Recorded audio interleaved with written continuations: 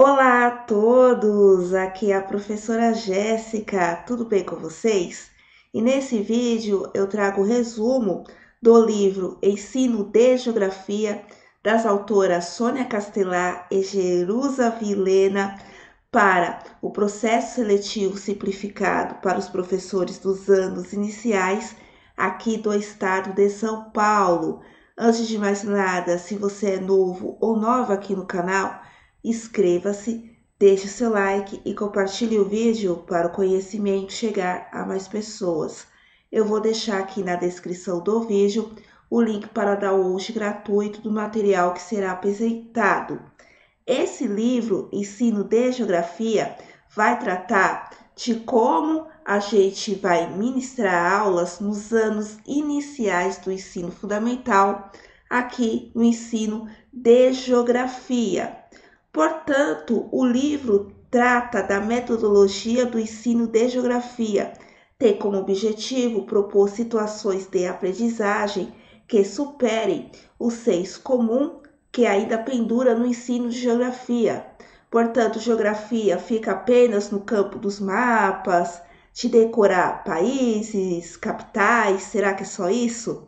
Propõe a construção de um processo de aprendizagem que seja construído com base no conhecimento prévio dos conceitos científicos e na realidade, proporcionando um novo olhar para a geografia escolar. Portanto, a geografia escolar não pode ficar só no campo do conceito teórico, precisa fazer um link com a realidade, principalmente com o espaço vivido do estudante. Reafirma o papel do professor como mediador, incentivando uma atuação docente mais motivadora em sala de aula, com atividades que problematizem e estimulem o raciocínio. Portanto, aqui na obra vai ter várias sugestões de atividades problematizadoras para trabalhar problemas do cotidiano, principalmente para desenvolver o raciocínio geográfico e o raciocínio e alfabetização cartográfica, que é a leitura dos mapas. Um breve referencial teórico é a educação geográfica. Na educação geográfica, é crucial ter clareza sobre o ensino e como fazê-lo, considerando os núcleos conceituais e a realidade social. O ensino deve ir além da memorização, como eu havia comentado, memorizar países e capitais e bandeiras, proporcionando uma aprendizagem significativa que estimule a compreensão e a aplicação dos conceitos geográficos, que faça sentido na vida cotidiana. A mediação entre o saber acadêmico e escolar é fundamental para que o aluno não só dê significado ao conteúdo, mas também compreenda-o em profundidade. Os objetivos do ensino de geografia incluem a aplicação prática dos saberes geográficos, o reconhecimento e a compreensão dos diferentes contextos espaciais e o uso de linguagens diversas, como a cartografia, que é a leitura e a produção de mapas, para interpretar e solucionar problemas cotidianos.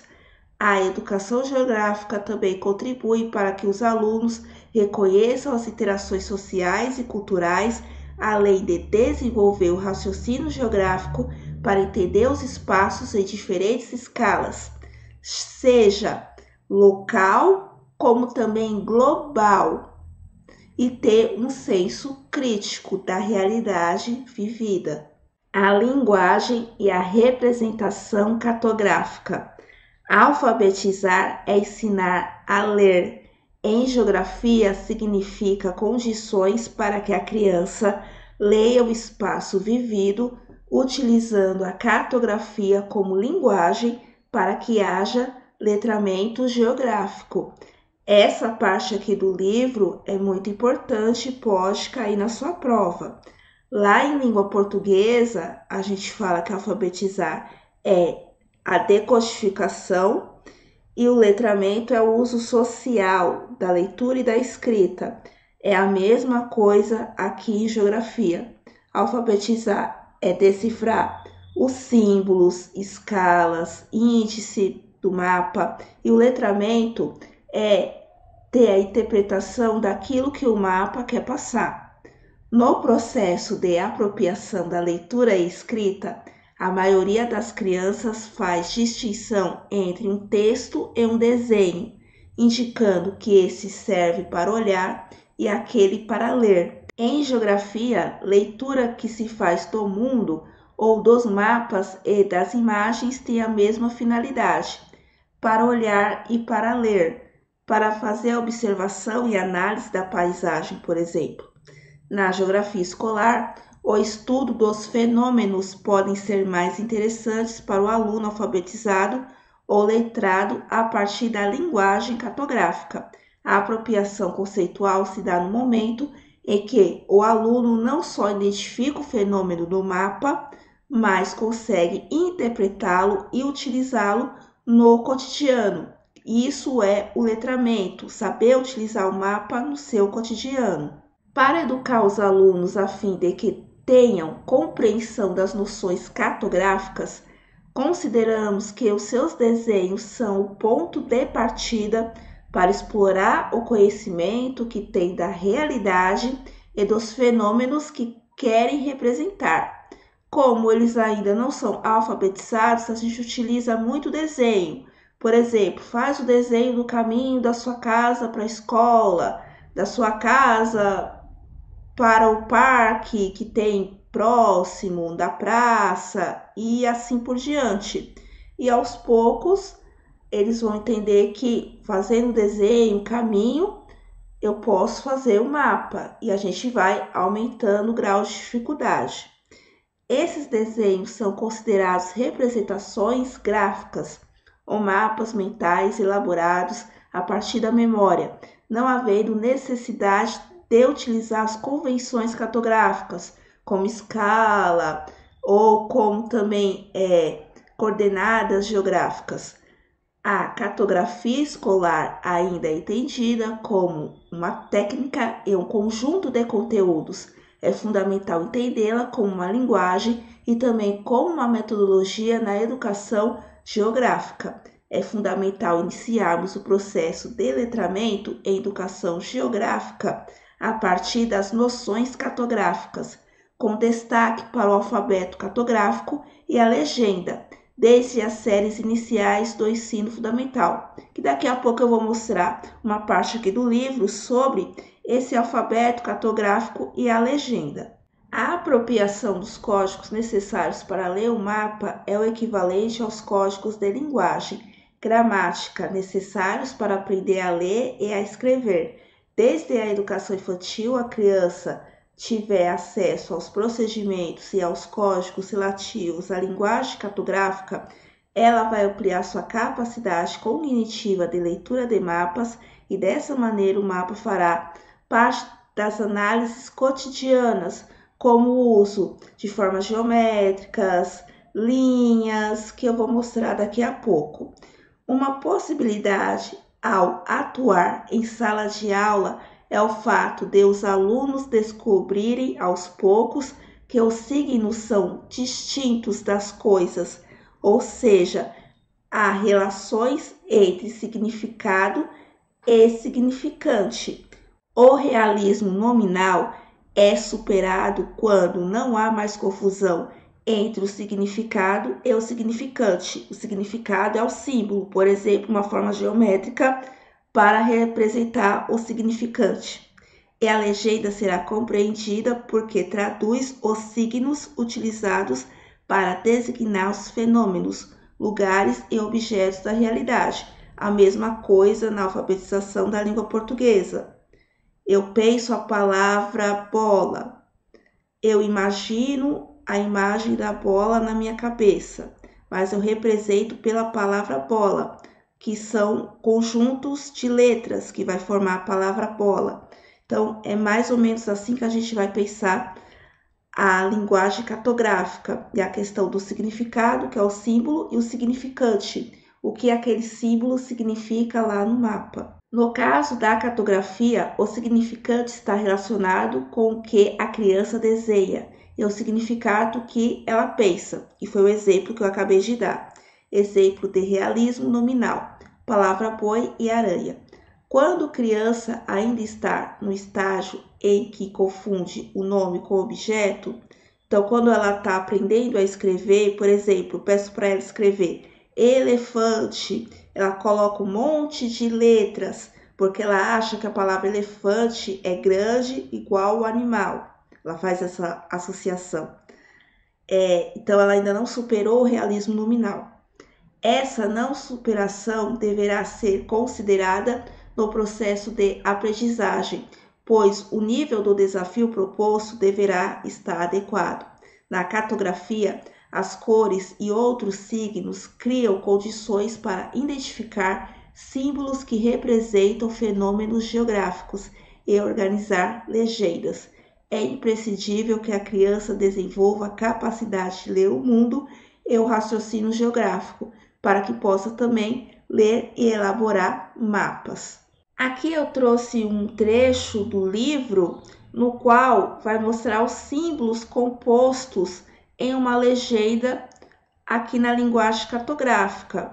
Então a gente tem as formas, como por exemplo, as formas geométricas, triângulo, quadrado, círculo, que pode representar, por exemplo, o mapa da região de São Paulo, com maior número de crianças não alfabetizadas na idade certa. Eu posso utilizar essas formas geométricas para identificar no mapa qual região tem mais, tem menos. Também símbolos como avião, indústria, ou então para identificar uma região de São Paulo com maior número de indústrias. A gente também tem as formas lineares, então as linhas, os pontilhados, e também a zonal, que tem essas pontinhas, né, concentradas no mapa, para identificar, por exemplo, no mapa, uma região concentrada de maior calor ou menos calor.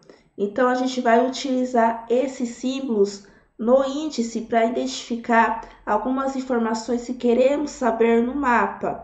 E o principal deles é o pontual, linear e a zonal, que a gente utiliza forma, tamanho e orientação.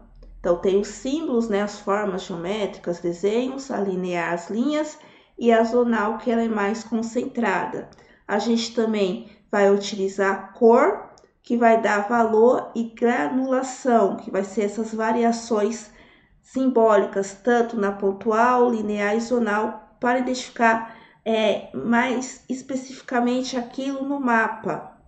Então, o que eu quero saber no mapa, algo mais associativo, seletivo, ordenada ou quantitativa dentro daquela informação ali no mapa. Jogos, brincadeiras e a resolução de problemas. Jogos e brincadeiras são ferramentas educacionais eficazes que promovem a interação, cooperação e desenvolvimento intelectual dos alunos. Eles ajudam a aprender a pensar sobre espaço e vida cotidiana, tornando os conteúdos mais significativos. As características essenciais do trabalho com jogos incluem a definição clara de objetivos, materiais, tempo, espaço, dinâmica e avaliação com foco na construção do raciocínio lógico. Além disso, a resolução de problemas em sala de aula é uma estratégia que valoriza o conhecimento prévio e procedimental dos alunos, incentivando-os a propor e resolver questões como parte do processo de aprendizagem. Isso desenvolve um hábito de aprendizagem contínua e prática. Então, é importante a gente trabalhar em geografia também com jogos e brincadeiras, pois ainda são crianças, então sempre trabalhar com essa questão da ludicidade. O uso de diferentes linguagens em salas de aula. O uso de diferentes linguagens em salas de aula é essencial para desenvolver a capacidade crítica dos alunos. Professores devem diversificar as fontes de leitura, utilizando não apenas jornais, mas também literatura, textos científicos, audiovisuais e a linguagem cartográfica. E também eu incluo também as tecnologias digitais, que na época que foi escrito a obra ainda não era algo muito desenvolvido no dia a dia escolar. O processo de leitura deve incluir etapas como exploração prévia do texto, leitura compartilhada, então cada um fazer um pouco da leitura e a conexão entre a linguagem verbal e visual. Sempre trabalhar com imagens. Além disso, incentivar a pesquisa e a confrontação de informações, fortalecer a análise crítica dos alunos. Não é porque é uma ciência científica que ela é 100% correta, que a gente tem que confiar cegamente, a gente pode ter uma visão crítica também. Outras linguagens, como histórias em quadrinhos e documentos, também são valiosos, pois ajudam os alunos a questionar e a entender conceitos geográficos, permitindo que eles explorem e dêem continuidade às narrativas de forma criativa. O significado da construção dos conceitos. A compreensão de conceitos é fundamental para o aprendizado científico, pois sem entender as palavras, os alunos têm dificuldade em assimilar o conteúdo. O processo de apropriação de um conceito envolve dar-lhe significado e integrá-lo ao conhecimento prévio, criando uma estrutura de pensamento mais complexa. Os conceitos são construídos socialmente e dependem do conceito em que o indivíduo está inserido, pois não vai fazer sentido. E a criança não vai ter ali vontade de aprender, por isso precisa fazer sentido para ela.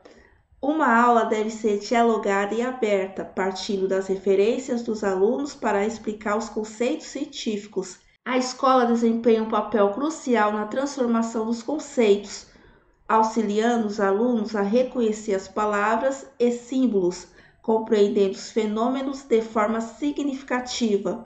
O sucesso no ensino não está na quantidade de tarefas, mas na qualidade da escolha dos materiais e na maneira como o tema é abordado e avaliado. Trabalhando com um projeto educativo para a cidade. Aqui entra a parte de trabalhar a geografia local. Trabalhar com um projeto educativo focado na cidade permite que os alunos compreendam a geografia de forma multidisciplinar.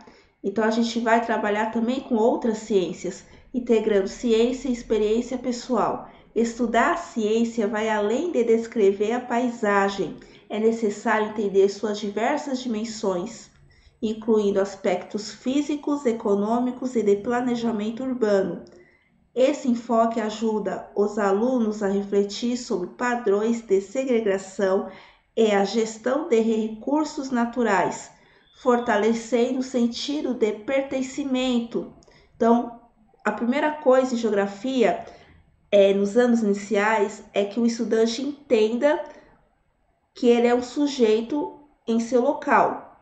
Então, o seu local, quem interage no meu local e quem eu sou no meu local, para depois eu ir para o estado, para o Brasil e para o mundo. Utilizar a cidade como ponto de partida para o ensino de geografia facilita o processo de aprendizagem, tornando-o mais relevante e conectado à realidade dos alunos. Assim, a cidade pode ser vista como um agente educador, como uma fonte de dimensão formativa. E também seria importante sair da sala de aula, também estudar o entorno, trabalho de campo, para que fortaleça ainda mais esse pertencimento local. O uso do livro didático.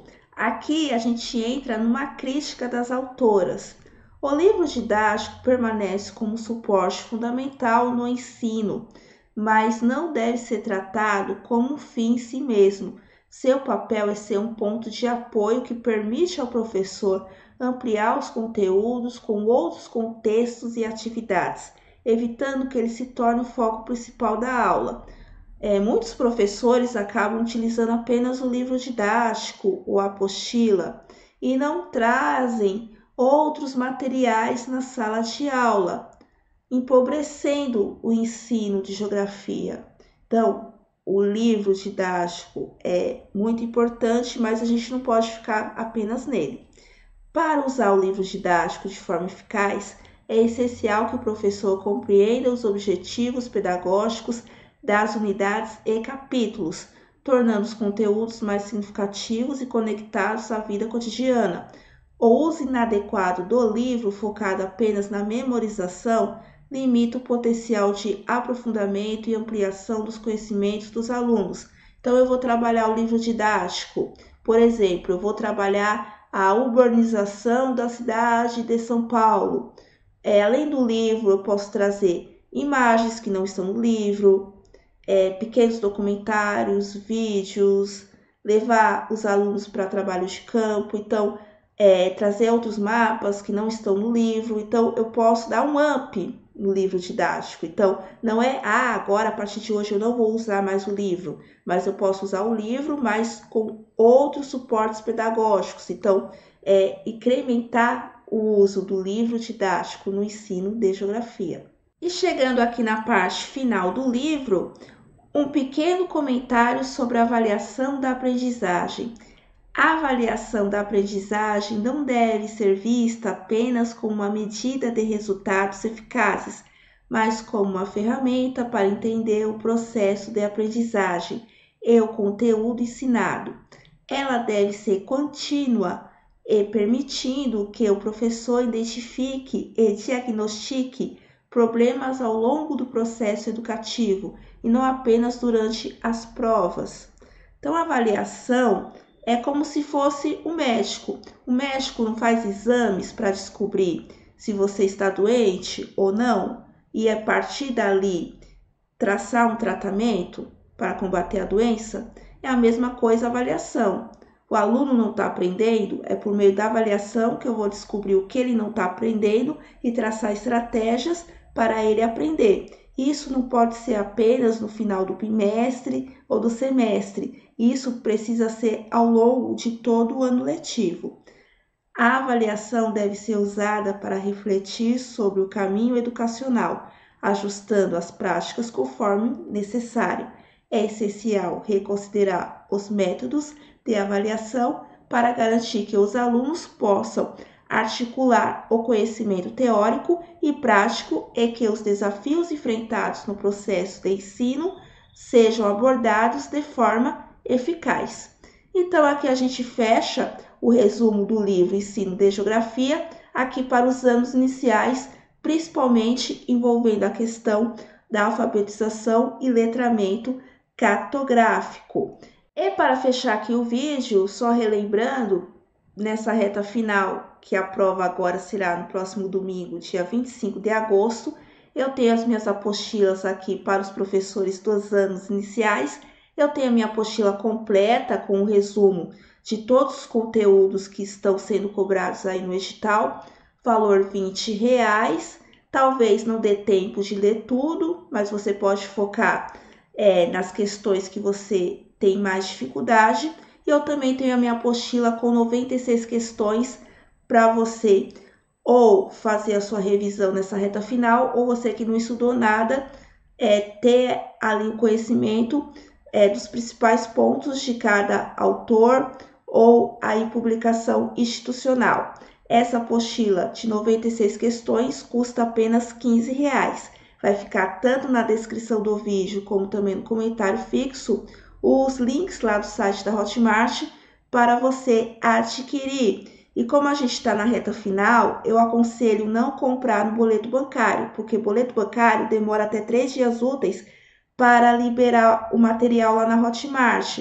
Então, você pode adquirir ou por Pix ou cartão de crédito, que até 30 minutos a Hotmart te envia um e-mail com a confirmação do pagamento e acesso aos PDFs, beleza? Então, a apostila completa R$20 e a apostila de 96 questões, R$15.